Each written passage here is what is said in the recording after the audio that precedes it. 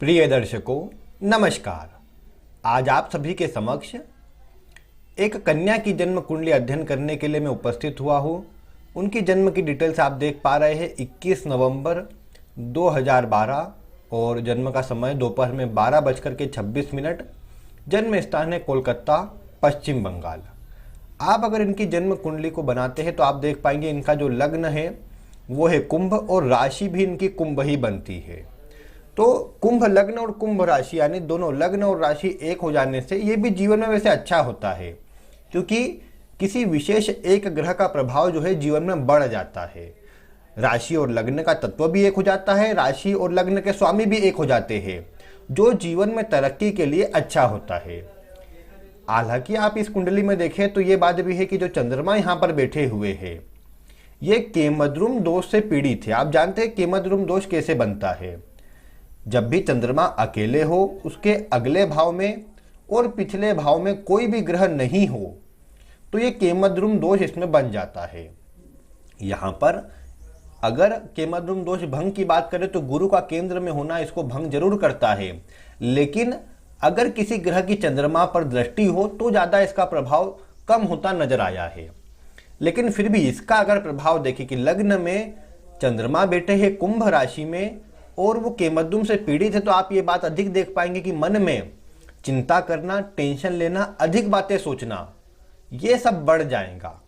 अगर आप कुंभ राशि का स्वभाव भी देखें तो इसमें प्रायः थोड़ा चुपचाप रहकर के अपने कार्य में मग्न रहने का जो गुण है वो बढ़ जाता है। ऐसी स्थिति में इनके लिए भी अगर देखें तो जो चंद्रमा यहाँ पर बैठा हुआ है ये इनको ज्ञानवान बुद्धिमान तो अवश्य बनाएगा, लेकिन ये आप बोल सकते हैं कि कहीं ना कहीं थोड़ा अपने बारे में कई बार अधिक सोचना चंद्रमा के प्रभाव से, या चिंता अधिक करते रहना, अंदर ही अंदर सोचते रहना, ये बातें बढ़ जाएंगी। इनका जन्म मैं आपको बता दूं शतभिषा नक्षत्र में हुआ है, जिसके स्वामी राहु बनते हैं।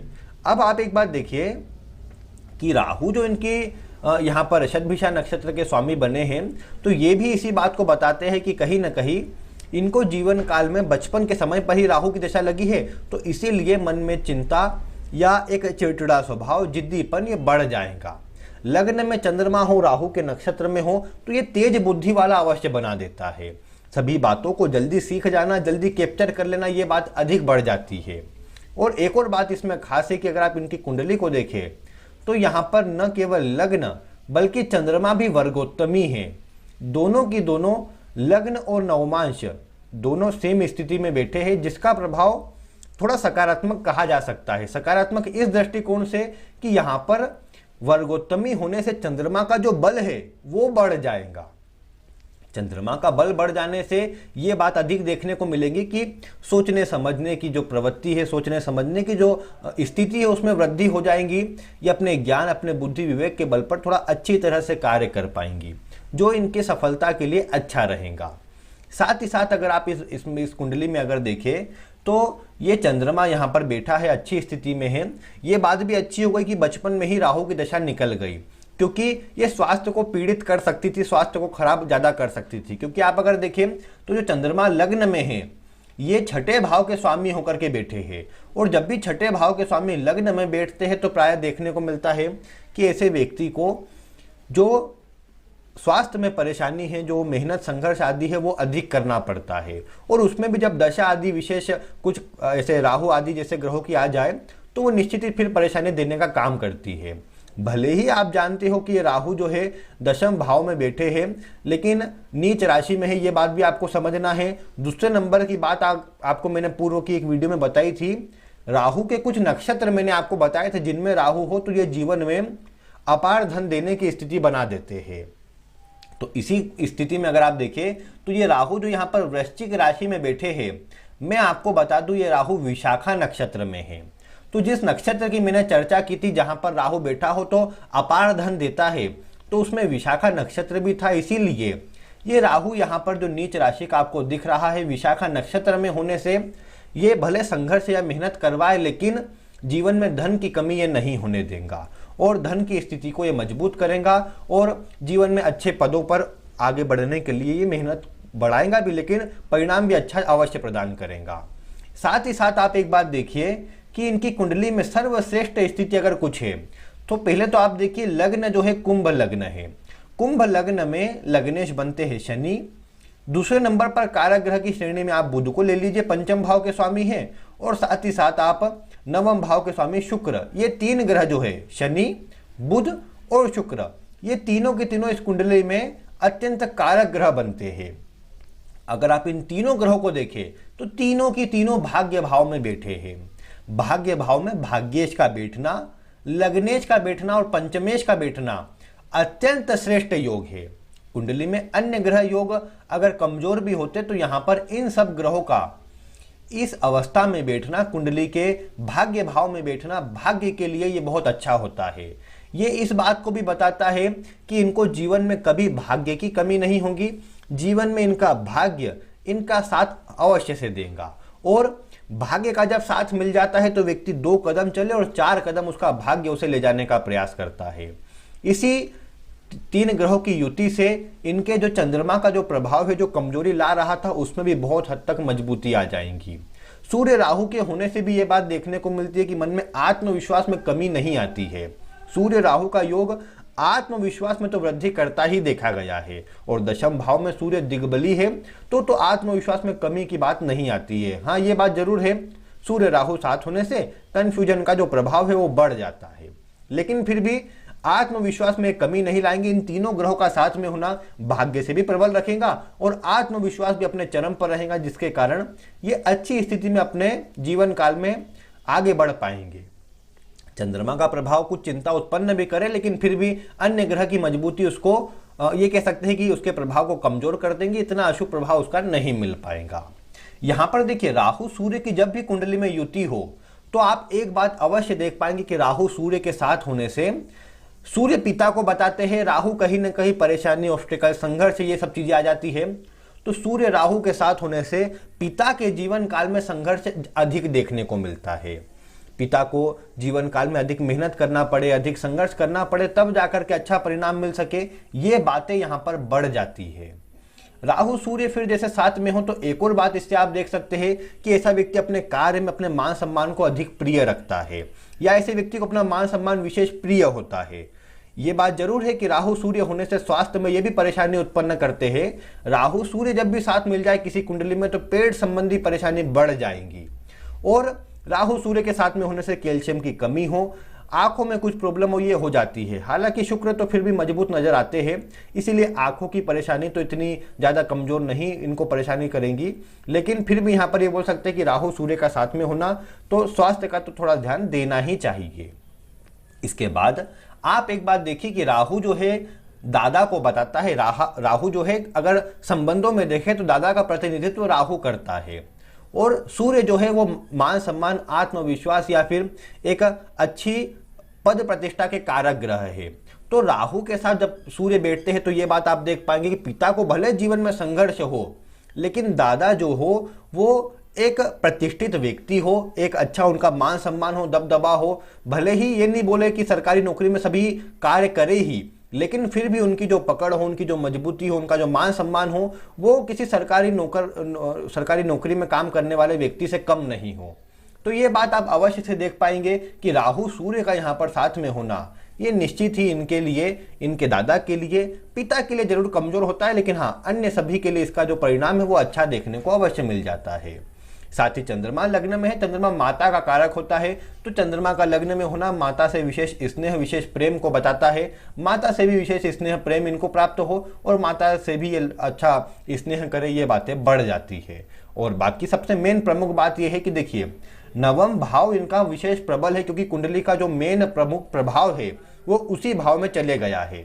ऐसी स्थिति में आप देख पाएंगे कि अगर ये अपने ज्ञान से, अपनी बुद्धि, विवेक, उच्च शिक्षा से जुड़े किसी कार्य में आगे बढ़ते हैं तो निश्चित ही अच्छा प्रभाव मिल जाएगा।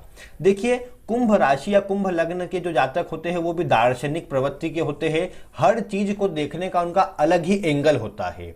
और फिर शुक्र, शनि, बुध का ये नवम भाव में बैठना ये भी ये बताता है कि किसी भी विषय में ये अच्छी डिग्री तो प्राप्त कर ही सकते हैं, लेकिन उसमें खोज कर सकते हैं, शोध कर सकते हैं। और ये बात देखने को मिल सकती है इन ग्रह युति से कि ये अच्छे अपने जिस भी क्षेत्र में आगे बढ़े, लेकिन अच्छे क्षेत्र, अच्छा मतलब प्रभाव जो है वहां पर अपना बना सके। केतु गुरु भी ये बताते हैं कि ऐसा व्यक्ति धार्मिक होगा, अच्छे कार्य में लिप्त तो रहेगा ही, साथ ही किसी भी विषय को गहराई तक सीख करके उसमें कुछ न कुछ नई खोज ऐसा व्यक्ति अवश्य कर सकता है। तो इसीलिए मैं इनके लिए कहूंगा कि अपने ज्ञान बुद्धि विवेक को ये बढ़ाए और उसी से जुड़े कार्य में अच्छी सफलता के लिए आगे बढ़े। तो ये ग्रह अवस्था बहुत अच्छा इनको सहयोग करेंगी किसी भी विषय में। अच्छा, जैसे एक सामान्य डिग्री अगर बात करें तो पीएचडी आदि कर लेना, उसमें फिर आगे शोध करना, ये सब चीज़ें अगर ये करती है तो इनको निश्चित ही जीवन में बड़ी सफलता मिल सकती है और अच्छा जीवन में ये एक अपना जो मान सम्मान है वो भी अच्छा बना सकती है। इस कुंडली में अगर कहा जाए तो धन आदि के लिए तो खैर कोई चिंता की बात नहीं है, बस ये चाहिए कि मन में जो ये चंद्रमा कन्फ्यूजन उत्पन्न करता है उससे बचाव किया जाए। माता पिता को भी चाहिए कि वो इनको कहीं ना कहीं गाइड करते रहे, इनका साथ देते रहे, ताकि इनको ये ना महसूस हो कि ये अकेले हैं। क्योंकि कई बार यही होता है कि कुंभ राशि और लग्न वाले अकेले रहना ज़्यादा पसंद करते हैं, तो कई बार फिर उनकी इस प्रवृत्ति के कारण अन्य लोग उनसे कई बार जुड़ना कम करते हैं। और माता पिता अगर उनका साथ ना दे, उनके साथ बातचीत ना करे, तो कई बार फिर वो एकांत प्रिय होने के कारण अगर असफलता का मुंह देखते हैं तो फिर जल्दी ही डिप्रेशन टेंशन में आ जाते हैं। वैसे इस तरह के कोई योग नहीं, लेकिन इन बातों का ध्यान जरूर रखा जाना चाहिए।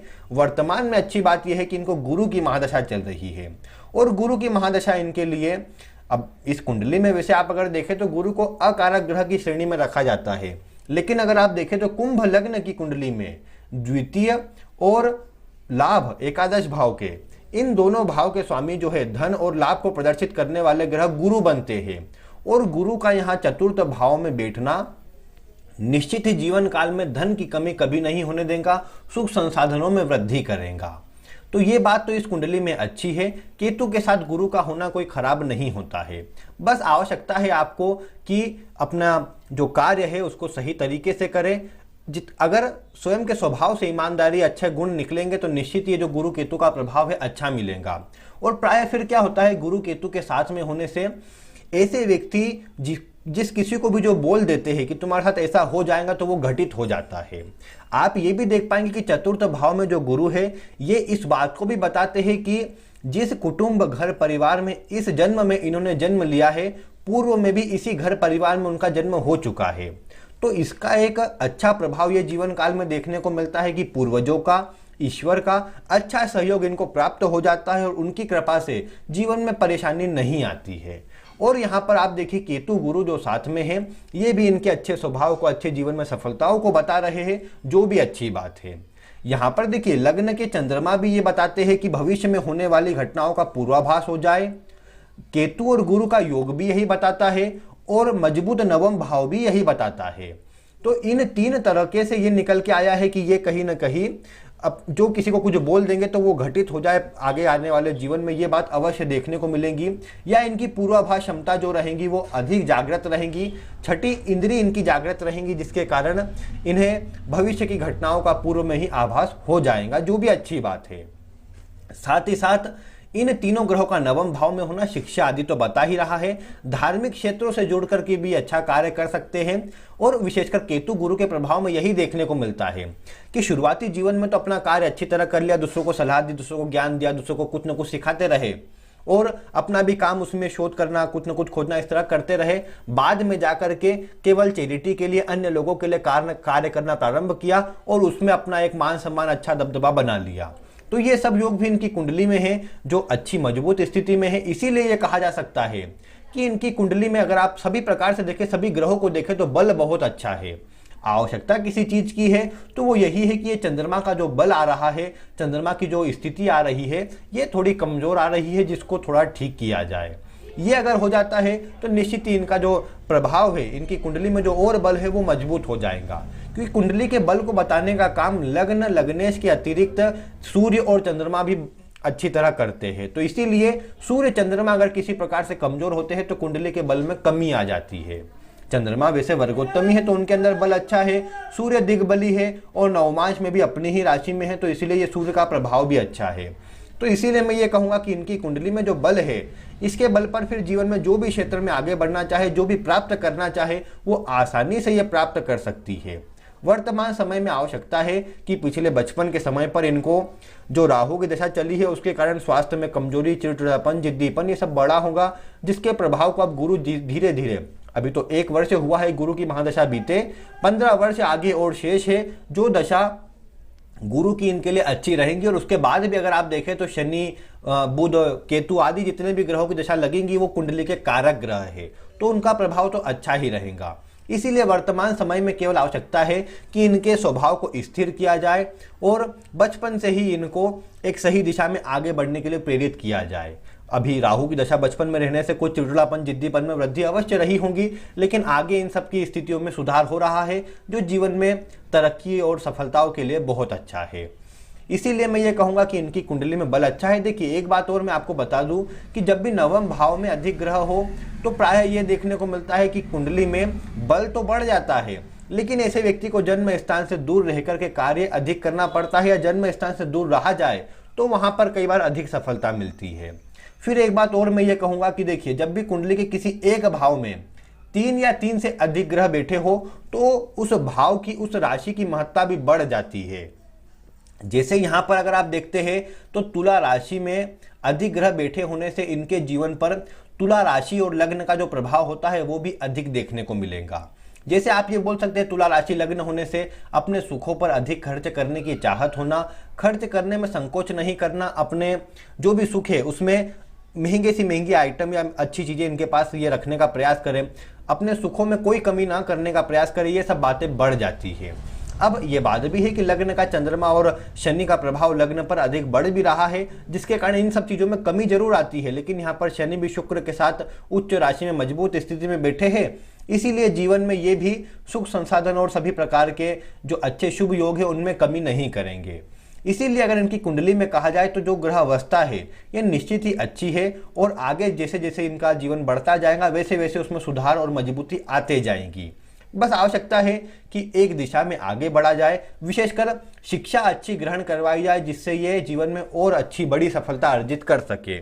ये बात जरूर है कि चंद्रमा का लग्न में होना मन को बार बार भटकाएगा, उसको बचाव कर लिया, उसको थोड़ा ठीक कर लिया तो निश्चित यहाँ परिणाम अच्छा मिल जाएगा। यहाँ पर चाहिए कि सूर्य को बल और दिया जाए। राहु के साथ है, कोई कमजोर सूर्य नहीं है, दिग्बली भी है, लेकिन फिर भी सूर्य को थोड़ा और बल दिया जाए। उसके लिए ये कर सकते हैं कि इनको प्रतिदिन आदत में डलवाए कि सूर्य को अर्घ देना है। सूर्य को अर्घ देंगे तो आत्मविश्वास भी बढ़ेगा और जीवन में स्वास्थ्य आदि के प्रति भी जो स्थिति है उसमें सुधार हो जाएगा। साथ ही साथ मैं ये कहूँगा कि यहाँ पर यह भी कोशिश की जानी चाहिए कि इनको गले में एक चांदी की चेन में तांबे का सूर्य धारण करवाया जाए। चांदी और तांबा दोनों साथ में रहेगा तो इससे कहीं ना कहीं जो कुंडली का जो बैलेंस है वो बढ़ जाएगा। या फिर ये भी कर सकते हैं कि सोना, चांदी और तांबा ये त्रिधातु का जो छल्ला होता है वो भी इन्हें धारण करवाया जा सकता है। बचपन काल में ये मैं बोलूँगा कि त्रिधातु का यानी तीनों धातुओं को मिला करके कोई भी चेन आदि बनवा करके इनके गले में धारण करवाई जाए तो वो सर्वश्रेष्ठ रहेगा। इन्हें जीवन में चाहिए, इनकी कुंडली में अगर आप ग्रहों को देखें तो केवल और केवल एक बात निकल के आती है, और जो इनका लग्न है ये वायु तत्वीय लग्न है, इसलिए इसमें भी बातें अधिक सोचने का प्रभाव रहता है। इसीलिए चाहिए कि इनकी कुंडली में बुध को यानी गणेश जी की पूजा करके बुध को बलवान किया जाए, जिससे राहु का प्रभाव अच्छा होगा, केतु का प्रभाव अच्छा होगा, चंद्रमा भी मजबूत स्थिति का प्रभाव देंगे। इसीलिए यहाँ पर अधिक से अधिक कोशिश करें कि इनके जीवन काल में इन्हें केवल और केवल गणेश जी की पूजा करवाई जाए। गणेश जी इनके इष्ट देव भी बनते हैं, इसीलिए कोशिश करें कि गणेश जी की पूजा अधिक से अधिक करवाई जाए, जिससे इनको जीवन काल में कभी कोई परेशानी नहीं होगी। गणेश जी को दूर्वा अर्पित करना, या इनके लिए वर्तमान अभी के समय पर माता पिता ये कर सकते हैं कि पूर्णिमा अमावस्या के दिन या बुधवार के दिन गाय को हरा चारा खिलाते रहे, और कहीं ना कहीं इससे जो प्रभाव मिलेगा गौ सेवा करने से, गरीब लोगों की सहायता करने से, वो बहुत अच्छा मिलेगा। इनकी कुंडली में जो ग्रह योग है वो भी बलवान होंगे और जीवन में अच्छा प्रभाव देंगे। बाकी अगर आप इस कुंडली में देखें तो ग्रह अवस्था अपने आप में मजबूत है, नवमांश में इनकी मजबूती में कोई कमी नहीं आ रही है। इसीलिए ये कहा जा सकता है कि जीवन में अच्छी बड़ी सफलता, तरक्की जो है इनको प्राप्त अवश्य हो जाएंगी, और आगे का जीवन भी जो रहेगा वो भी अच्छा रहेगा, क्योंकि शुक्र आदि ग्रहों की स्थिति भी अच्छी है। जब भी शुक्र आदि ग्रह अच्छे हो तो विवाह के पहले भी, विवाह के बाद भी जो प्रभाव रहता है बहुत अच्छा रहता है। तो इसीलिए मैं कहूँगा कि कुंडली में जो ग्रह अवस्था है ये निश्चित ही इनके लिए अच्छी है और इनको जीवन में अच्छी बड़ी सफलता देने में सक्षम है। बस आवश्यकता है मन को केंद्रित किया जाए और सफेद वस्तु का दान समय समय पर करते रहेंगे तो स्वास्थ्य इनका अच्छा रहेगा। बाकी इसमें आवश्यकता केवल इसी बात की है कि गणेश जी की पूजा से जुड़ जाया जाए और गौ सेवा की जाए, वही सबसे अच्छा प्रभाव देगा और किसी प्रकार की परेशानी इस कुंडली में नहीं देखने को मिलेंगी। तो ये कुछ कार्य किए जाए जिससे निश्चित इनके जीवन काल में सब स्थिति सब प्रभाव इनके लिए अच्छा रहे। देखिए, सूर्य राहु के साथ होने से ये बात देखने को मिले कि पेट संबंधी रोग रहते हैं, इसीलिए कोशिश करें कि इनको जो डेली बेसिस पर पानी पिलाया जाए वो तांबे के किसी बर्तन में, तांबे की किसी बोतल में उसको रख करके फिर इन्हें वो पानी पिलाया जाए तो निश्चित ही इनके लिए वो सूर्य चंद्रमा का प्रभाव भी अच्छा रहेगा, आत्मविश्वास बढ़ेगा, स्वास्थ्य संबंध में पेट आदि की स्थिति में भी सुधार बहुत हद तक हो जाएगा। और चंद्रमा से जो शीतजन्य रोग, सर्दी जुकाम या मौसमी बीमारियां जल्दी लग जाती है वो भी प्रभाव में ठीक रहेंगी, जिससे भी कोई परेशानी नहीं होगी। तो इस प्रकार प्रिय दर्शकों, आज मैंने इस कन्या की जन्म कुंडली का अध्ययन किया है। अगर आप भी इस कुंडली के विषय में कुछ कहना चाहते हैं, आपका बिल्कुल स्वागत है। आप इस कुंडली में अन्य कौन सा योग देख पा रहे हैं जिस पर मेरी नज़र नहीं पड़ी, आप बिल्कुल वीडियो में कमेंट करके बता सकते हैं। ऐसी ही रोचक वीडियो देखने के लिए आप चैनल को सब्सक्राइब करें, वीडियो को लाइक करना बिल्कुल ना भूलें। मिलते हैं फिर किसी नई वीडियो के साथ। वीडियो देखने के लिए आपका बहुत बहुत धन्यवाद।